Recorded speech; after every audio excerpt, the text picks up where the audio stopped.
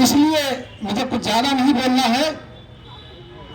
मैं बस इतना ही कहूंगा कि भटके हुए लोगों को समझाना जरूरी है, भटके हुए लोगों को समझाना जरूरी है। हर धर्म बराबर है, बतलाना जरूरी है। इंसान को इंसा से जो दूर करे ऐसी नफरत की दीवारों का गिर जाना जरूरी है, गिर जाना जरूरी है। मेरे सम्मानित साथियों, शेर उत्तर प्रदेश आदरणीय धनीराम पैंथर जी निरंतर सामाजिक क्रांति की लौ को जलाने का काम कर रहे हैं और उसमें हम सब लोग भी मसाल में तेल की तरह शामिल होने का काम कर रहे हैं। कल का जो आंदोलन है, कल के आंदोलन में आज भी हमारे बीच में तमाम हमारे साथी संतोष गौतम जी विजयनगर से आए हैं, बेटू कटोरिया जी विजयनगर से आए हैं, सोहन भारती जी, सुभाष चंद्र गौतम जी, कई साथी हमारे साथ में चल करके यहाँ पे आए हैं। कल भी बड़ी संख्या में संत रविदास जयंती समारोह समिति की तरफ से हम सब लोग कल के आंदोलन में बड़ी तादाद में शामिल होने का काम करेंगे।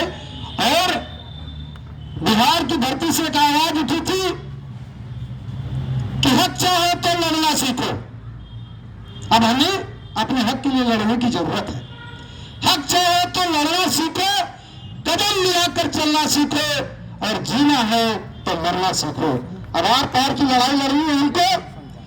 हमें तरह तरह से प्रताड़ित किया जा रहा है, सताया जा रहा है, हमारे मूलभूत नागरिक अधिकारों को छीनने का काम किया जा रहा है, हमारे संवैधानिक अधिकारों को दबाने का काम किया जा रहा है। इसलिए मैं संपूर्ण बहुजन समाज से यह अपील करता हूं कि मेरे सम्मानित भाइयों, एकजुट होकर के अपने संवैधानिक अधिकारों को सुरक्षित रखने का काम करते हुए कल का जो आंदोलन है ये भी संवैधानिक दायरे में रह करके हम सब लोगों को इस आंदोलन को कामयाब बनाना है।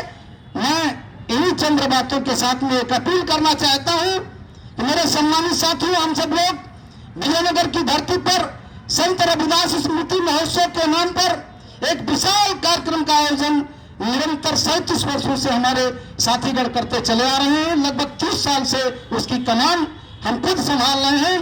तो 23 मार्च रविवार को सायंकाल 3 बजे से डबल पुलिया विजयनगर कानपुर में संत रविदास स्मृति महोत्सव के अंतर्गत विभिन्न सामाजिक और सांस्कृतिक कार्यक्रमों का दिव्य आयोजन किया गया है। मैं सभी सम्मानित जनों से अपील करता हूं, गुजारिश करता हूं कि बड़ी संख्या में कार्यक्रम में उपस्थित होकर के कार्यक्रम को सफल बनाने का काम करेंगे।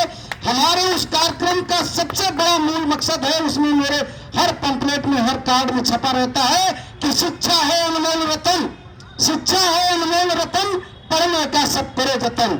और हम सब लोग प्रतिवर्ष पढ़ने के जतन के साथ साथ नवीन बस्तियों से निर्बल कमजोर वर्ग के बच्चों को चिन्हित करके कम से कम 50 से 100 की संख्या में हम सब लोग बच्चों को बड़े से मंच पर बुला करके उन्हें शिक्षा के लिए प्रोत्साहित करते हुए उन्हें बताते हैं कि बाबा साहब डॉक्टर अम्बेडकर ने कहा है कि शिक्षा वो शेरनी का दूध है, जो पिएगा वो दहाड़ेगा जरूर। तो नौनिहाल बच्चों में हम ये ताकत भरने का काम करते हैं। उस बड़े मंच पर उनका आह्वान करते हैं कि शिक्षा की ओर बढ़ जाओ, सारी बिगड़ी बात बन जाएगी।